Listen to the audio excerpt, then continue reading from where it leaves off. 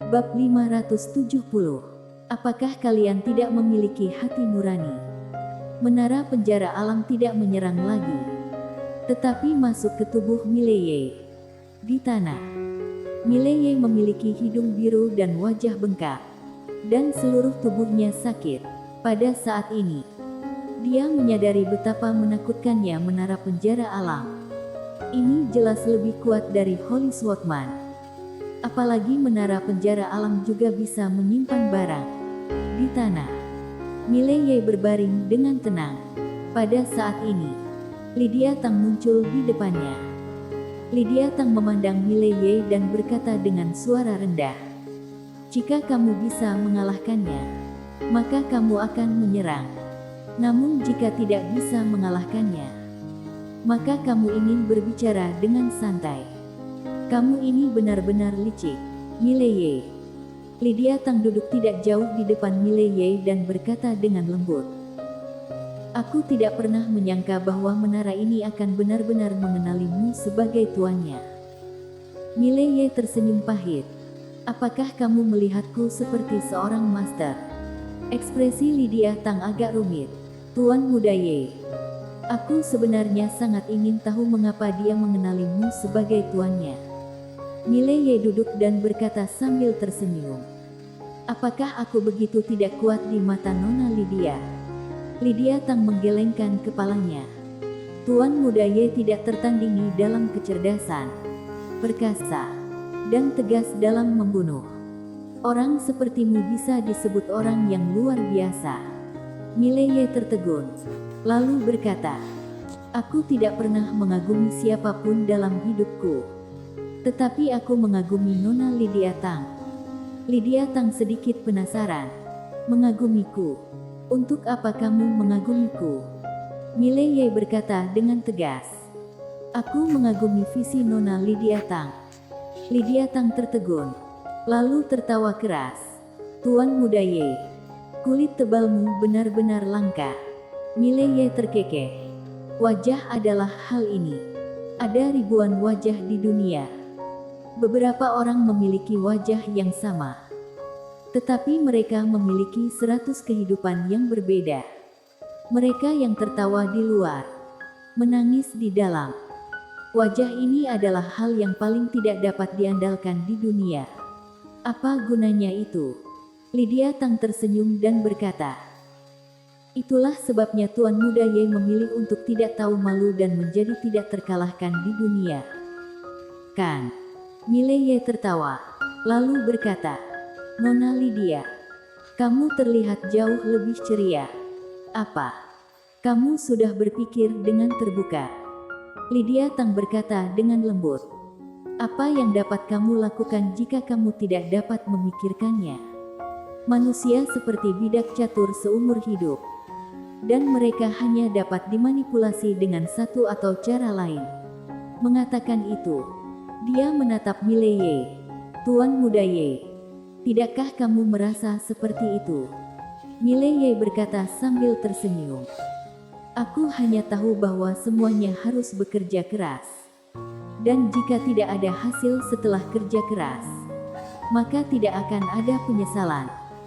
Lydia Tang melirik Mileye dengan ekspresi yang agak rumit.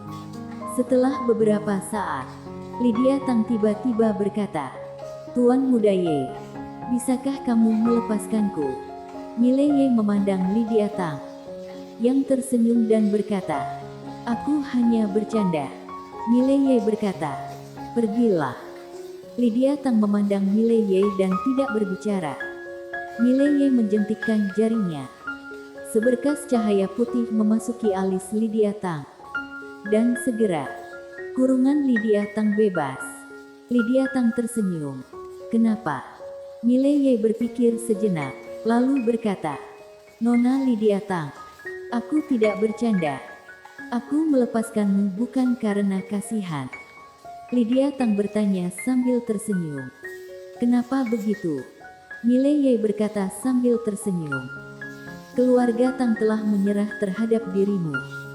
Dan jika aku membuatmu tetap di sisiku, tidak ada gunanya.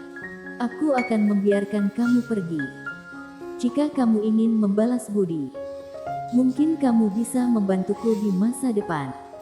Selain itu, aku pikir setelah kamu pergi, kamu pasti tidak akan berada di keluarga Tang, atau bahkan membuat masalah dengan keluarga Tang. Kesimpulannya, aku membiarkanmu pergi itu tidak merugikanku. Mungkin saja itu akan menguntungkanku di masa depan.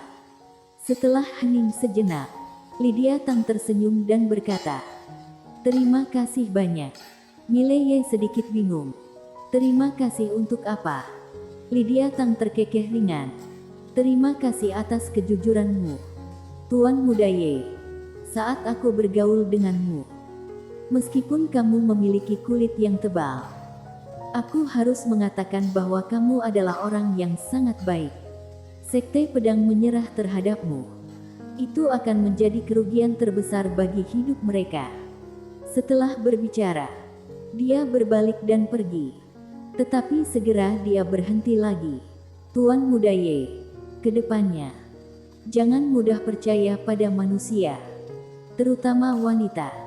Mileye tersenyum dan berkata, "Aku harap tidak akan menjadi musuh Nona Lydia Tang di masa depan."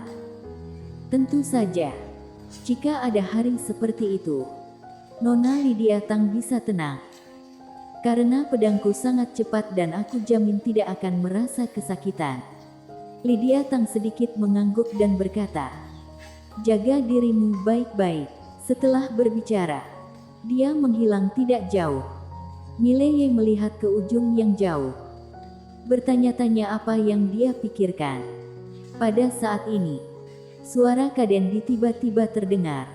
"Wah, apakah kamu tertarik dengan gadis itu?" Mileye menarik kembali pikirannya dan berkata sambil tersenyum, "Bagaimana menurutmu?" Kadendi berkata, "Menurutku gadis itu tertarik padamu." Mileye menggelengkan kepalanya dan tersenyum. "Saudara Kadendi, apakah kamu sudah puas beristirahat?" Kadendi berkata, "Iya. Kekuatanku telah meningkat pesat." Mileye bertanya dengan cepat, "Seberapa kuat?"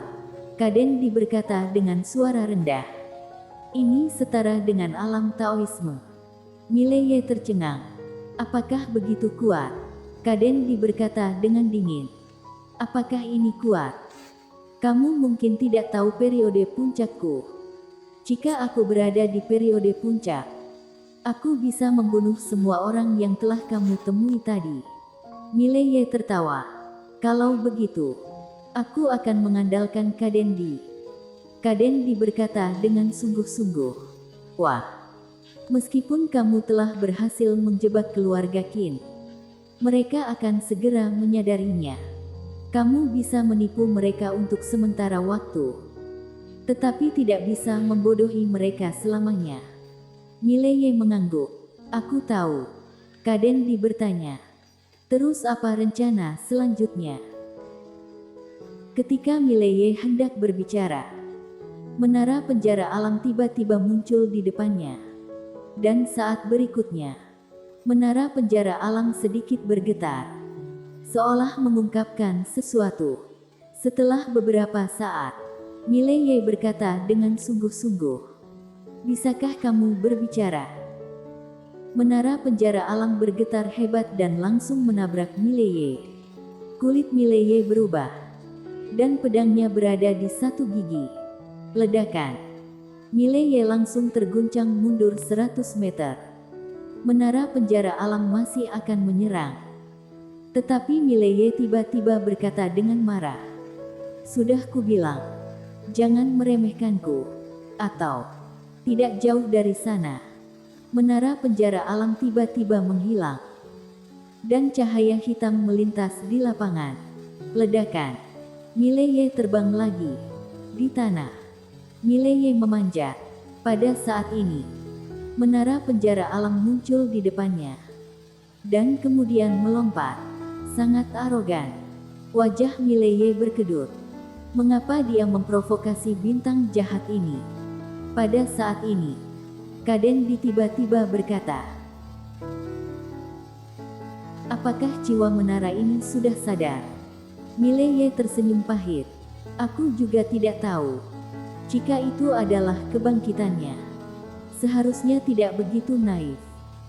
Sekarang tingkah laku menara penjara alam sedikit kekanak-kanakan. Kadendi berkata dengan sungguh-sungguh. Apakah dia memiliki masalah dengan IQ-nya setelah terluka parah? Mileye berpikir sejenak, lalu berkata, mungkin. Kadendi berkata, lupakan saja. Sepertinya tadi dia ingin kamu melakukan sesuatu. Apakah kamu memahaminya? Mileye menggelengkan kepalanya dan hendak berbicara. Namun Lindsay tiba-tiba muncul di depannya. Aku mengerti. Mileye sedikit terkejut. Apakah kamu mengerti? Lindsay mengangguk. Dia ingin kamu menemukan sesuatu. Mileye bertanya. Apa yang sedang dicari? Lindsay menoleh untuk melihat menara penjara alam. Lalu dia bergumam tidak tahu harus berkata apa. Dan menara penjara alam tiba-tiba melompat ke kiri dan ke kanan. Ekspresi Mileye membeku. Saudara Kadendi, apakah kamu mengerti apa yang mereka katakan? Kadendi berkata, kamu terlalu memujaku. Bagaimana aku bisa memahami ini? Mileye. Pada saat ini, Lindsay memandang Mileye. Dia memintamu untuk menemukan Tao. Tao. Mileye berkata, aturan Tao. Lindsay mengangguk cepat. Ya, aturan Tao. Mileye bertanya. Mencari aturan Tao. Lindsay menganggukkan kepalanya. Dia mengatakan, kamu terlalu malas untuk mengikuti aturan Tao. Kamu hanya berbicara tentang ini. Dia melirik Mileye dan tidak berbicara. Mileye bertanya, ada apa? Lindsay ragu-ragu sejenak, lalu berkata, dia mengatakan kamu bodoh. Kamu bahkan tidak mengusir lantai 6. Kamu benar-benar bodoh. Wajah Mileye penuh dengan garis hitam. Ini pasti kamu yang mengatakan kalimat itu. Lindsay berkedip. Dia yang mengatakannya. Di samping, menara penjara alam bergetar, seolah mengungkapkan sesuatu. Lindsay berkata lagi, kamu bodoh. Kamu sangat bodoh. Berbicara tentang ini. Dia sepertinya menyadari sesuatu dan dengan cepat tutup mulut. Mileye. Lindsay berkedip. Apakah aku mengatakan sesuatu yang salah? Mileye menggelengkan kepalanya. Tidak. Kamu luar biasa. Sungguh. Lindsay terkikik. Lalu dia menunjuk ke kanan. Di situ tertulis ada aturan Tao. Ayo pergi. Mileye melihat ke kanan. Dan setelah hening sejenak, dia mengangguk. Ayo.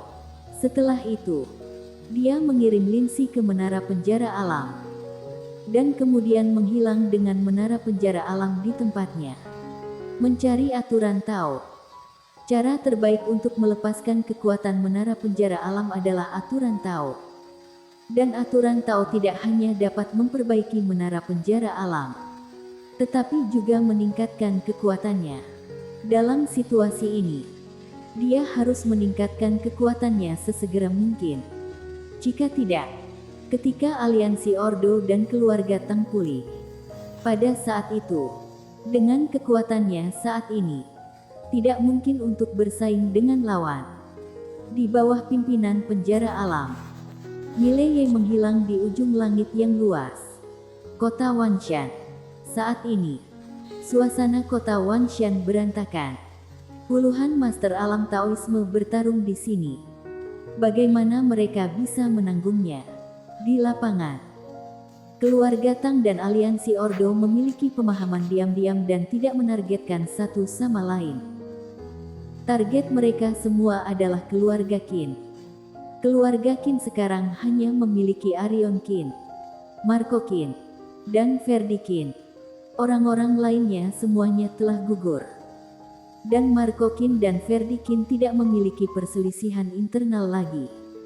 Jika mereka memiliki perselisihan internal lagi, maka semua orang akan mati. Arion Qin menatap Michael Lin, yang tidak jauh. Kakak Michael, apakah ini benar-benar akan dilakukan? Michael Lin berkata dengan suara rendah. Apa hal terbaik yang harus dilakukan? Keluarga Qin melakukan kesalahan. Aku akan mengatakan sekali lagi. Jika keluarga Qin tidak menyerahkan harta itu hari ini, jangankan kamu, keluarga Qin juga akan dimusnahkan.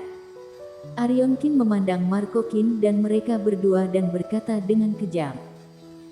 Apakah kamu benar-benar ingin keluarga Qin dikuburkan bersamamu? Ferdi Qin memandang Marco Qin. Bahkan jika kamu tidak peduli dengan dirimu sendiri, apakah kamu tidak peduli dengan keturunanmu? Marco Qin terdiam. Setelah beberapa saat, dia memandang Michael Lin dan yang lainnya, dan berkata dengan lembut, ketika harta itu berada di ruang rahasia, aku ingin menangkapnya, tetapi tiba-tiba menghilang. Seperti yang diharapkan, itu telah kembali ke sisi Mileye. Michael Lin menggelengkan kepalanya dan tersenyum. Sejujurnya, aku juga merasa sedikit bersimpati kepada Mileye. Tidak mudah baginya untuk bertahan sampai sekarang. Dalam situasi ini, kamu terus menyalahkannya. Apakah kalian tidak memiliki hati nurani? Arion Qin bersambung.